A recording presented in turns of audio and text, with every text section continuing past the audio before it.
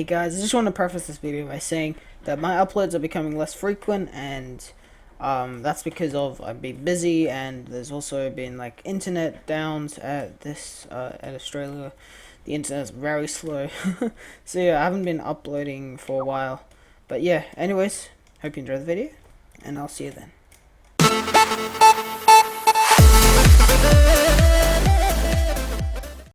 Hey, what's going on, guys? It's Jarkii back with another Airline Empires video for you. So today is episode 18 of season 2. Yeah, let's get right in. Alright, so we have first spot, 191 out of airplanes, our new record of DOP 378 million, and a whopping $581 billion in the bag. Anyways, let's enter the world, and I'm going to show you what progress we have had. And it's been about 2 weeks again.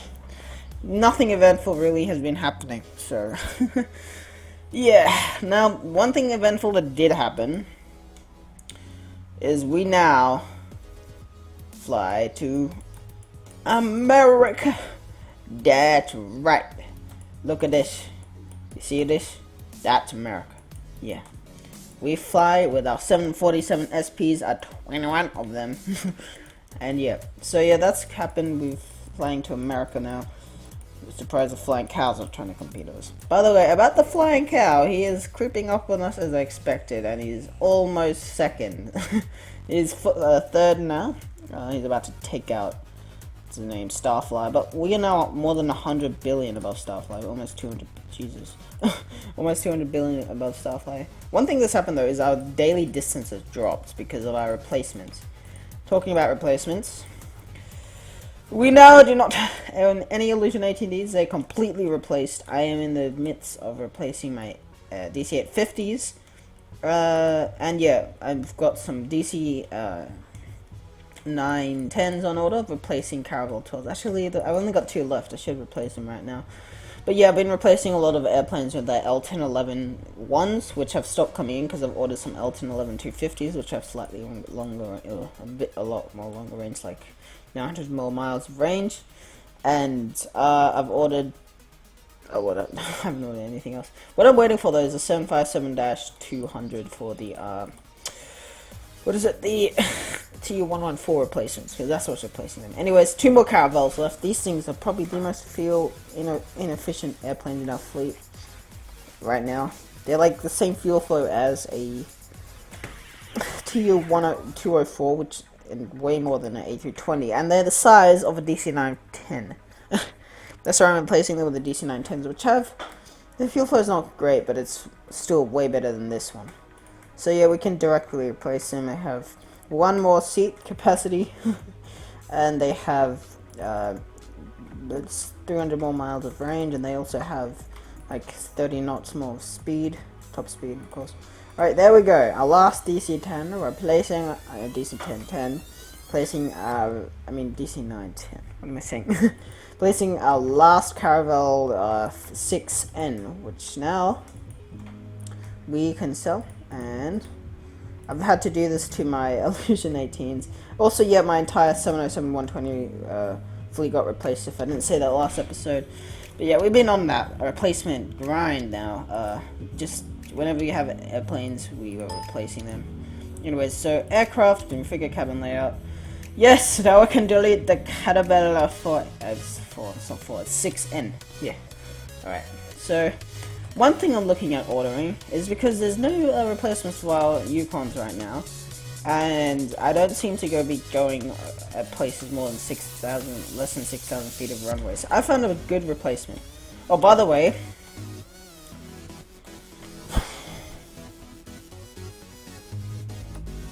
this isn't right. This guy here has 3,400 Starliners.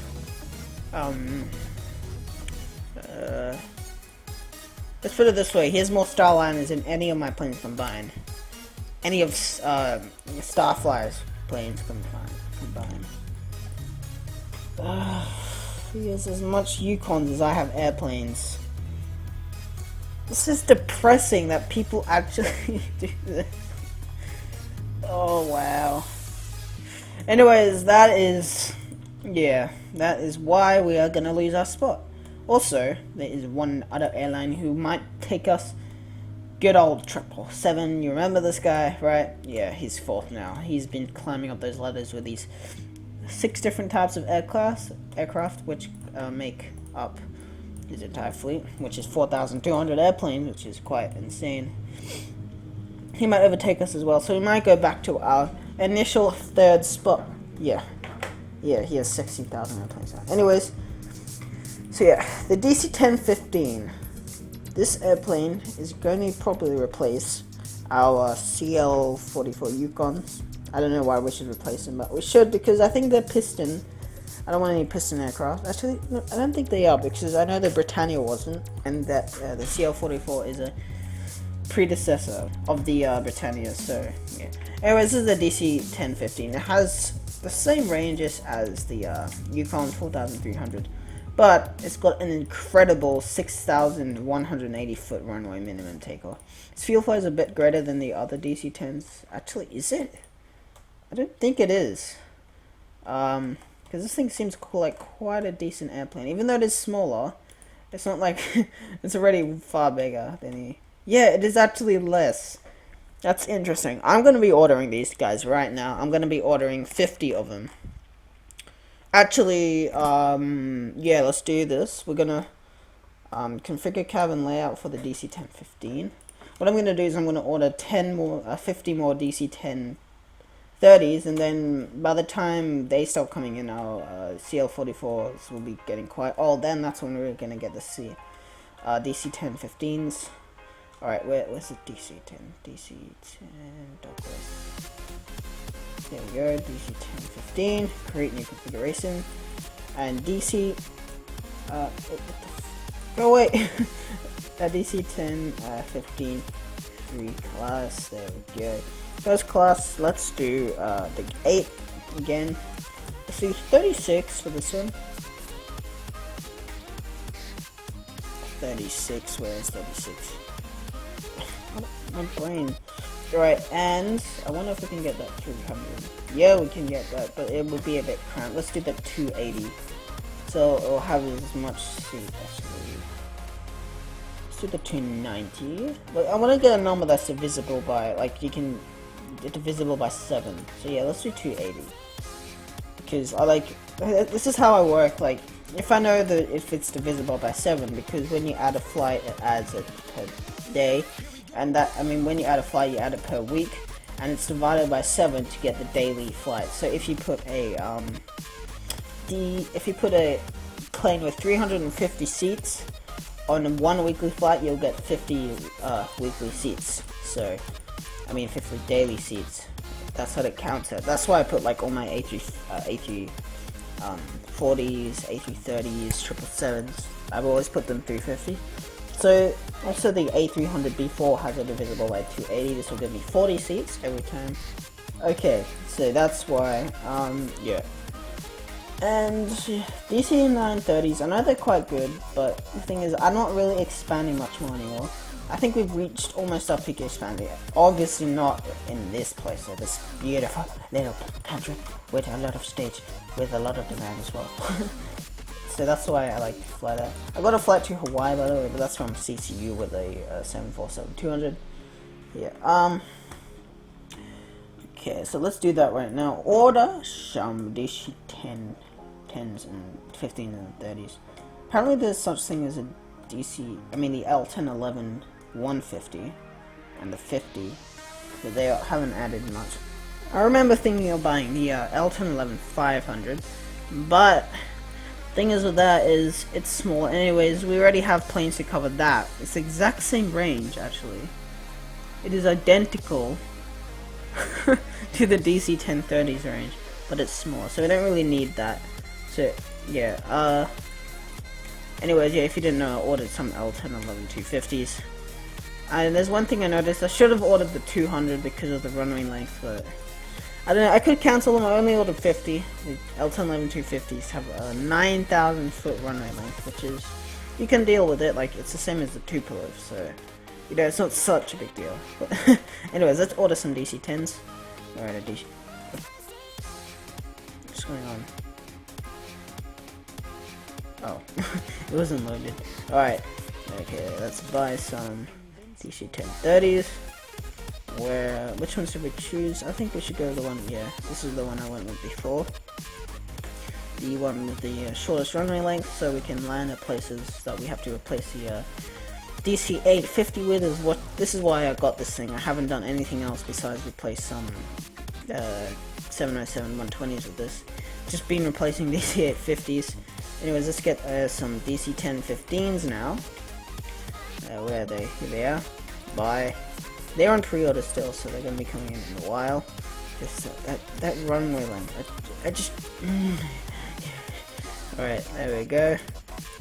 And let's get 50 of these for replacing our Yukons, because our Yukons, even though they're really fuel efficient, they're the most fuel efficient coming in the game, they still do not fly as fast as other planes. They fly 386 miles an hour, which is pretty slow for...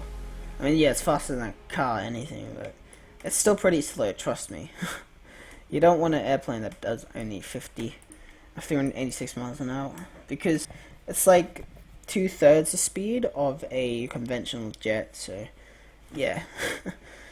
Alright, 424 Vistara. The Vistara, by the way, he is turning into a little flanker. He's been putting over demanded routes, and he's got all these propeller planes, and he shouldn't have so much aircraft types as well. I don't know why he is this. Exactly 177. He is climbing up in the leaderboards, by the way. If you didn't see, he's now 7th spot. That's insane. Just like, Sharon, look, he's got 12 million miles. I got 16 million. So he's actually catching up with me in stats, but since I keep competing with him, it's hard for him to keep up. And he has a quarter of my value, so I'm not too worried, but you know, it could happen. He could overtake me in the far future. 1600 planes. And his reputation, I believe, is slightly higher than mine, 86. Mine is, yeah, it's, wow, 7% higher than mine, jeez. Well, 7 reputation, or 7%. Maybe it is. Venom Air. Oh, I like this guy. He's got a really nice and high reputation. He is an Italian airline. Oh, sick. Alright, anyways, hope you guys enjoyed this episode of Airline Empires. Please don't forget to slap that like button down below if you enjoy it.